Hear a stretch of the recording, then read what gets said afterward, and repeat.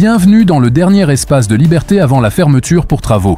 Accroche-toi bien parce que ce soir, on décortique le projet de loi qui va transformer ta grande gueule en casier judiciaire. On te dit que c'est pour te protéger des méchants islamistes. La vérité ? C'est une muselière taille universelle et elle est pour toi. Dans cette émission, je vais te prouver 3 choses. Primo, comment une simple blague sur le président va bientôt te coûter 45 000 €. Deuxio, comment ton club de lecture ou ton groupe de supporters pourra être dissous si vous avez le malheur de penser de travers. Et le 3e point, le 3e, c'est la petite pilule qui va rendre tout ça permanent. Et tu l'avales déjà tous les jours. Abonne-toi si tu veux bien. Pas pour moi, pour toi. Parce que dans 2 minutes, quand tu auras compris la mécanique, tu vas vouloir partager ça avant que ce soit illégal de le faire. Lâchant comme le dernier truc limite que t'as dit sur le gouvernement. On en fera une compilation souvenir. Alors, c'est quoi ce chef-d'œuvre de tyrannie ? Une proposition de loi déposée par une brochette de députés qui ont visiblement trop lu 1984 en y voyant un manuel d'instruction. Le texte de cette proposition de loi numéro 1535 déposée le 10 juin dernier dit vouloir punir tout propos remettant en cause le caractère démocratique, laïque et indivisible de la République. Ça a l'air noble, hein ? C'est comme un gâteau au chocolat fourré à l'arsenic. La sanction ? 3 ans de prison et 45 000 € d'amende, et ça grimpe à 5 ans et 75 000 € si tu commets ce crime sur Internet. Oui, sur ton canapé, en pyjama, tu vois le piège où je te fais un dessin, remettre en cause le caractère démocratique. Qu'est-ce que ça veut dire ? Tu dis que les élections sont un cirque ? Hop, remise en cause. Tu trouves que la laïcité est parfois utilisée pour taper sur une seule religion ? Hop, remise en cause. Tu oses dire que la Bretagne ou la Corse ont une identité forte et que Paris ferait bien de s'en souvenir ? Bim, atteinte au caractère indivisible de la République. Tu trouves ça gros ? Attends, c'est que l'apéro. Reste bien vissé, parce que la suite, c'est là où tu comprends qu'ils ont pensé à tout pour te coincer. Le texte s'attaque pas seulement à tes mots, il s'attaque à tes groupes. L'article 3, c'est le missile nucléaire contre toute forme d'opposition organisée.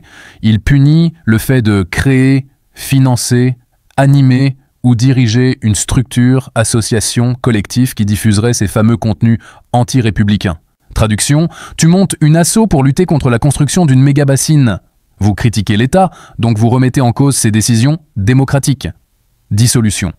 Tu fais partie d'un groupe de parents d'élèves qui dénoncent le manque de moyens. Attention, vous portez atteinte à l'institution républicaine qu'est l'école. On ferme.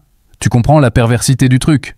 C'est une autorisation légale de décapiter n'importe quel mouvement citoyen avant même qu'il ait eu le temps d'imprimer des tracts. Et qui décide de ce qui est anti-républicain ? Le préfet. Le mec qui obéit directement au gouvernement. Le gouvernement que tu critiques. C'est l'arroseur qui non seulement arrose, mais qui a aussi le droit de te noyer s'il trouve que tu cries trop fort. Tu penses toujours que j'exagère ? Le pire arrive, le point final de leur stratégie. Et ce point, c'est l'article 5, l'article qui transforme les géants du net en flics de la pensée. Les plateformes en ligne, YouTube, Facebook, X, TikTok, devront retirer tout contenu manifestement illicite au regard de cette loi. Manifestement. C'est qui, le juge du manifestement ? La plateforme elle-même, avec la trouille au bide de se prendre une amende monstrueuse si elle obéit pas assez vite. Donc, un signalement du gouvernement et ton contenu disparaît.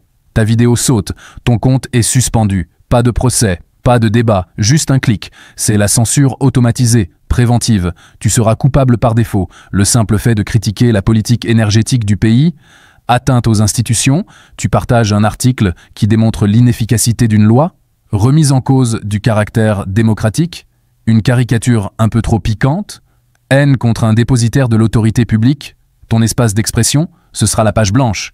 Ta liberté, ce sera de choisir entre te taire ou répéter la version officielle. On récapitule. 1. Tes mots deviennent des crimes, une opinion un peu acide, une critique un peu forte, et tu passes du statut de citoyen à celui de délinquant potentiel. 45 000 € la critique.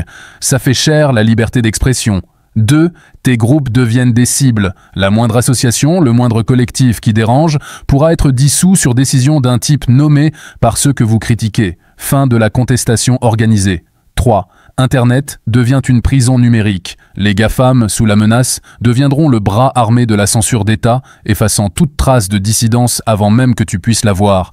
La question finale, la gifle, c'est pas de savoir si cette loi est liberticide, c'est une évidence. La vraie question, c'est, maintenant que tu le sais, tu vas faire quoi ? Attendre sagement qu'on te passe la laisse au cou ou utiliser le peu de voix qu'il te reste pour hurler?